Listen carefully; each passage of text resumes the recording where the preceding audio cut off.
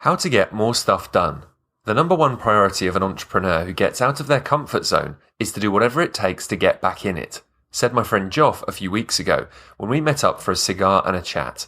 As fellow entrepreneurs meeting idly mid-workday, the topic of conversation naturally gravitated towards business, entrepreneurship and success. This creative zone is Joff's and Abraham Hick's metaphor for what you might know as the zone. That place you go where your work just flows, the best decisions get made and your success is created. Getting people there is what I do for a job. Staying there should be your biggest concern. There's a number of factors that can pull an entrepreneur out of this sweet spot. One of the most unexpected and deadly is the act of juggling multiple projects. It's a tricky issue to define. As entrepreneurs, we see the big picture. Every project requires us to juggle. Every business contains many moving parts. Multiple projects hurt us when we treat them as multiple horses in the race. It's dangerous to hedge your bets by not betting big on one important thing. Were you to dedicate yourself to nothing but the single biggest project or business idea you have, you run an enormous risk. What happens if that project fails? You've just spent the last year or years betting big, and when your horse doesn't finish, you're humiliated.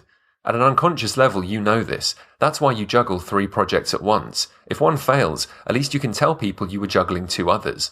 Those other 2 are still full of potential and might just work out, right? Entrepreneurs juggle multiple projects to insulate themselves from the failure bogeyman. To commit to that one thing, the thing that matters most, requires enormous courage. It requires you to believe that the commitment and the risk of failure is worth it. It demands that you eliminate all your secondary horses in the race. It insists that you lean into the fact that if your single remaining horse falters, you have to make it get back up again or admit defeat. It's tempting, isn't it, to have a few horses? It feels good. I'm working on a couple of things right now, and X isn't going so well, but Y is looking good.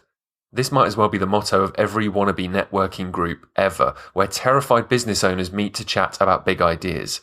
Why is it better to commit to one thing? It comes back to the question of creative vortexes, aka getting into and staying in the zone. When you're flipping your focus between 3 different business projects, it's too easy to hit resistance in one and then switch to the other.